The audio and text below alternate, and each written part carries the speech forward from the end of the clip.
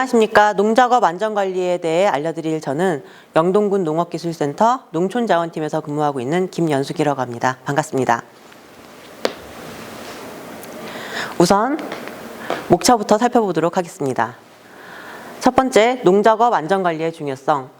두 번째, 근골격계 질환의 예방 및 관리. 그리고 안전한 농약 사용과 농기계 안전 사용에 대해 알아보도록 하겠습니다.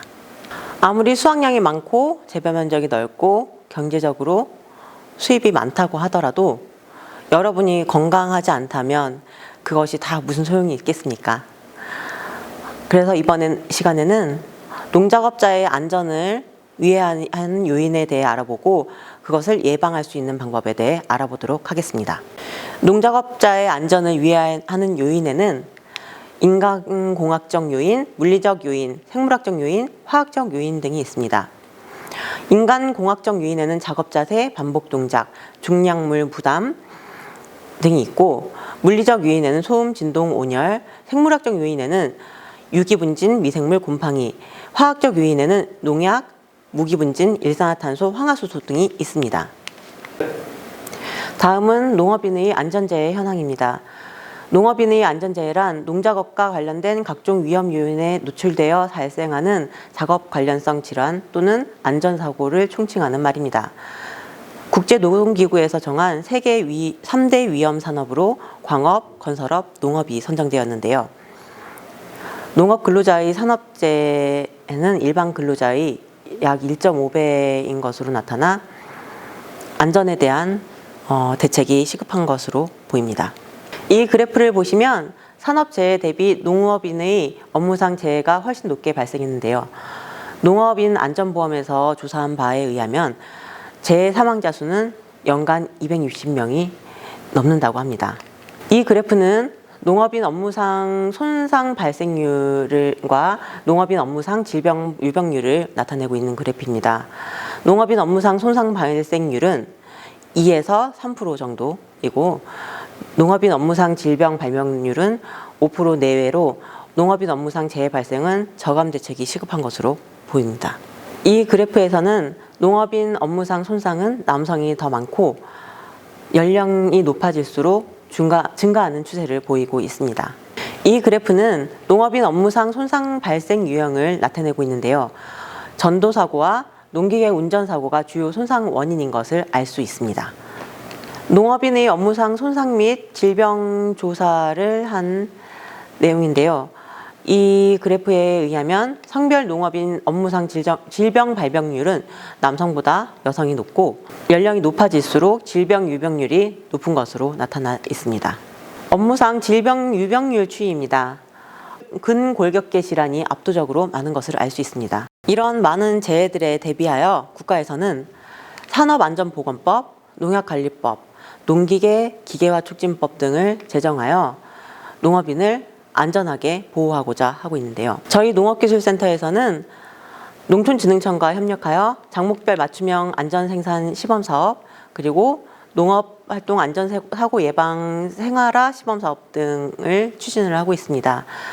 이런 사업을 추진하여 작목별 작업 단계를 고려한 농작업 위험 요소를 분석하고 개선해서 농업인 스스로 안전한 농작업 환경을 만들어 나갈 수 있는 안전문화 기반을 조성하고자 합니다. 농작업 안전사고의 주요 원인을 살펴보면 빈도수가 가장 많은 근골격계 질환, 그리고 주변에서 쉽게 접할 수 있는 농약 중독, 사망자 수가 제일 높은 농기계 사고, 이런 세 가지로 나누어 볼 수가 있는데요. 먼저 근골격계 질환 현황 및 예방에 대해 알아보도록 하겠습니다. 다음 농업재해 중 가장 흔한 재해는 어떤 것일까요? 농약 중독, 농기계 사고, 근골격계 질환 중에 가장 흔한 건 근골격계 질환입니다. 근골격계 질환이란 특정 신체 부위 및 근육의 반복적 작업 또는 과도한 사용으로 인해 근육, 연골, 건, 인대, 관절 등의 미세한 손상이 누적되어서 목, 허리, 무릎, 팔, 손목 및 손가락 등에 나타나는 만성적 건강장애를 말합니다. 대표적인 근골격계 질환의 종류로는 허리 디스크, 퇴행성 관절염, 근막 통증후군이 있습니다. 근골격계 질환 발생 요인에는 단순 반복 작업, 부자연스러운 또는 취하기 어려운 자세, 과도한 힘, 접촉 스트레스, 손, 팔 등의 진동, 그리고 기타 외부 환경 등이 있습니다. 농업인의 주요 근골격계 통증 부위별 비율은 다른 부위에 비해서 허리가 제일 높습니다. 이러한 근골격계 질환들을 예방하기 위하여 농작업에서 요구되는 능력과 기능 능력 사이에서 밸런스를 맞춰줌으로써 건강을 유지하고 능력이 낮은 노인들이 안전하게 일을 수행할 수 있도록 일의 요구를 구조적으로 감소시키고 그리고 각 작목별 농작업 활동 및 일상생활에서의 근골격계 질환의 예방 및 관리가 필요합니다. 이 사진은 올해 작목별 맞춤형 안전관리 시범사업에서 근골격계 질환 예방을 위해서 보급한 농업용 동력 운반차입니다. 운반 시 소요되는 과도한 힘과 허리를 굽히는 자세에서 유통, 그리고 손의 사용과 손목의 굴절로 인해서 손가락과 손목의 통증을 호소하였는데요. 동력 운반차와 트랙터 부착용 사륜 운반차를 보급하여 근골격계 질환 예방에 도움을 주고 작업의 효율성을 높였습니다. 이 트랙터 부착용 사륜 운반차는 주문 제작하여서 보급하였는데 수박 운반 및 적재 시에 최소한의 인력으로 작업이 가능하여 경제성을 높이는 효과도 있었습니다. 다음은 안전한 농약 사용입니다. 먼저 농약의 정의에 대해 알아보도록 하겠습니다.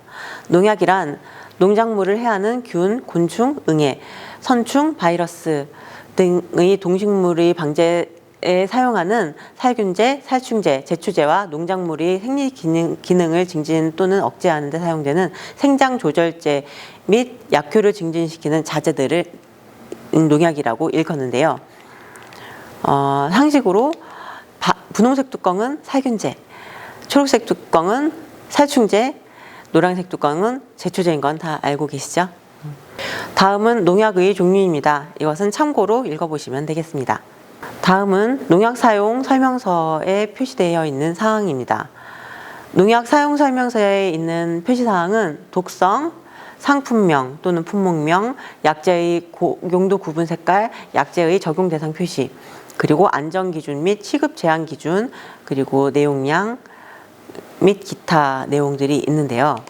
이런 것도 참고로 읽어보시면 되겠습니다. 농약은 증상 발현 속도에 따라 급성 중독과 만성 중독으로 나뉘는데요.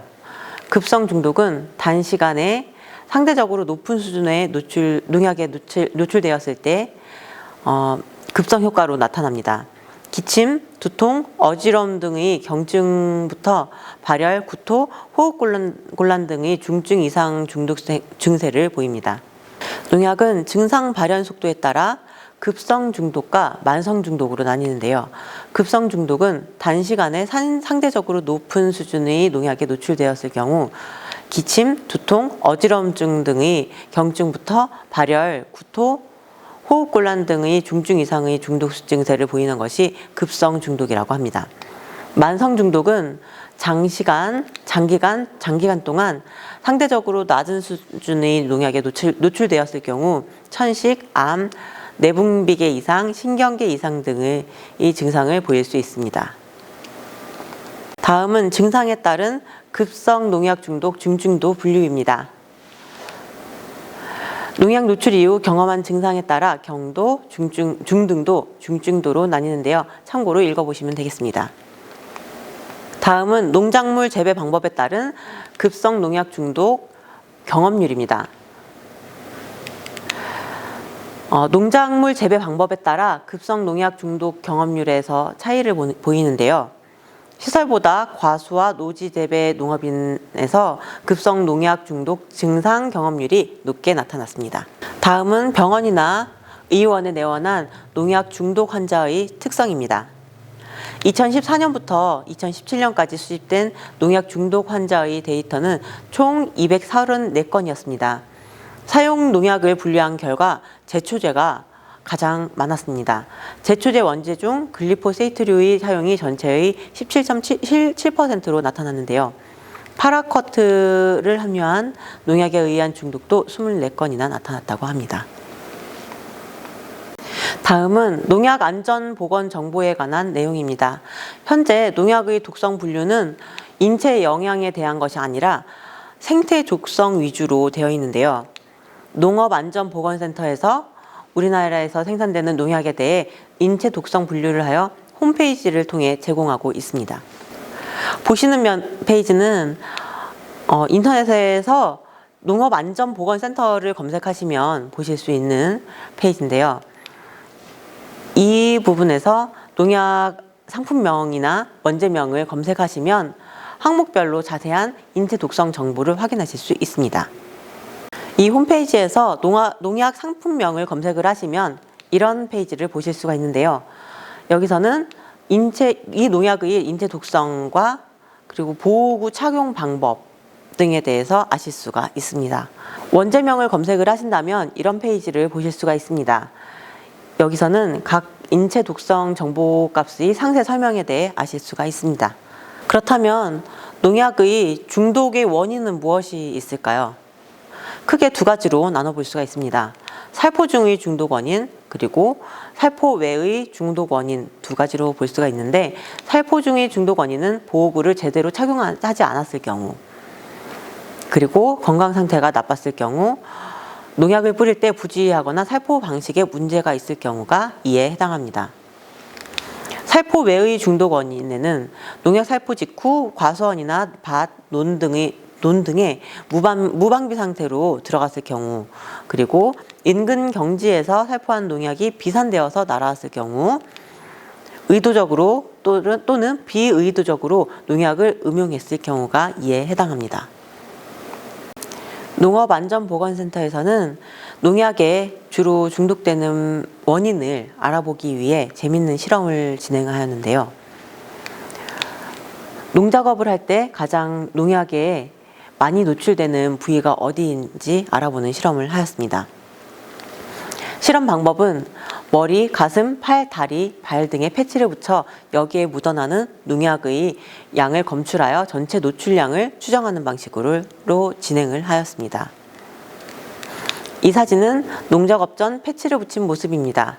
두 번째 사진은 농약 희석 시에 노출량을 측정하는 사진이고요. 그리고 농약 살포 시에 노출량 측정, 그리고 농작업 시 노출량을 측정하는 방식으로 실험을 진행하였습니다. 이 장면은 하우스 내 농약 살포 시 노출 측정 모습입니다. 이 모습은 과수농원 농약 살포 시 노출 측정 모습이고요. 신체 부위별 피부 패치의 농약 검출량을 조사한 결과입니다.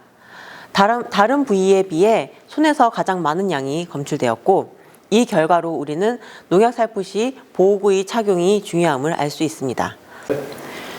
이제 농약 중독을 예방하기 위해 어떤 방법들이 있는지 알아보도록 하겠습니다. 먼저 농작업 시 보호구를 제대로 착용하고, 사용 후 남은 농약의 안전한 처리와 보관, 폐기를 위해 식원장치가 있는 농약 보관함과 폐농약 수거함을 설치하는 것이 좋습니다. 그리고 농작업 직후 깨끗이 씻고 작업복과 일반 옷은 분리하여 세탁하는 것이 좋습니다. 농약 중독을 예방하기 위한 방법에 대해 좀 더 상세히 알아보도록 하겠습니다. 살포 전 주의사항입니다. 보호구를 충분히 갖춰 입습니다. 올바른 보호구 착용 방법에 대해 좀 더 상세히 알아보도록 하겠습니다. 이 사진은 농업안전정보센터 홈페이지에서 발췌해온 내용입니다. 첫 번째로 고글입니다. 고글은 충격 방지와 농약의 튀임을 방지해주는 역할을 하는데요. 고무밴드를 머리 뒷부분으로 넘겨서 착용합니다. 그리고 금이 가거나 깨진 고글은 사용하지 않습니다. 안경을 쓰신 분들은 안경 위로 바로 착용하셔도 됩니다. 다음은 방제복입니다.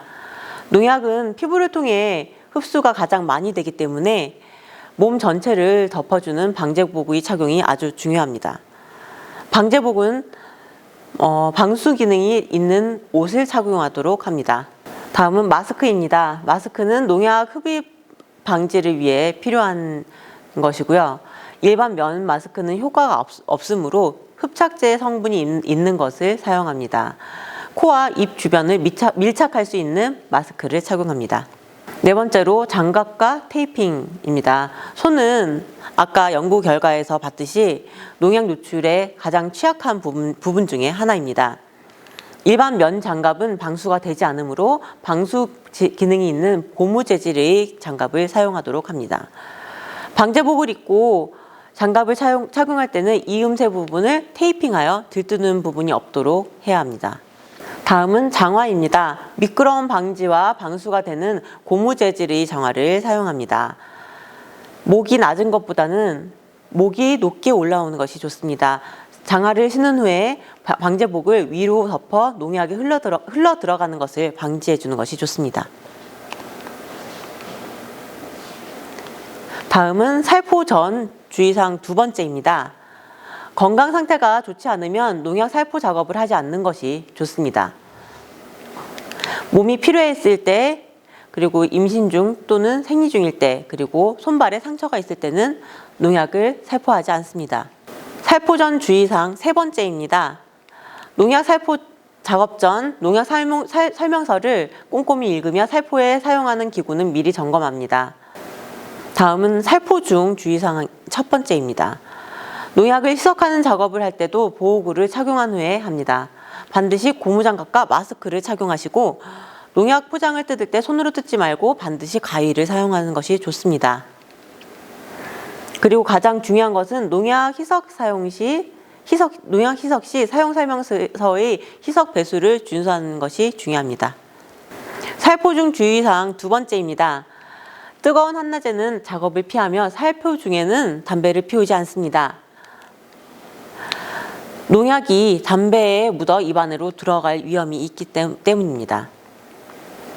살포 후 주의사항 첫 번째입니다. 살포를 마치면 비누로 깨끗이 몸을 씻으며 양치를 반드시 해야 합니다. 살포 후 주의사항 두 번째입니다. 목욕 후 깨끗한 속옷과 옷으로 갈아입으며 방제복은 세탁하여 보관합니다. 살포 후 주의사항 세 번째, 사용하고 남은 농약은 안전하게 보관합니다. 이 사진은 올해 농업활동 안전사고 예방 생활화 시범사업 시에 안전한 농약 사용을 위해 보급한 농약 보관함입니다. 사용한 농약을 방치하여 발생할 수 있는 농약 중독 사고를 예방할 수 있었습니다. 이 사진은 올해 작목별 맞춤형 안전관리 실천 시범사업 시에 안전한 농약 사용을 위해 보급한 자동 호스릴과 방독 마스크, 내화학 장갑 등을 착용한 모습입니다. 농약 중독과 근골격계 질환의 예방 효과를 동시에 볼 수 있었습니다.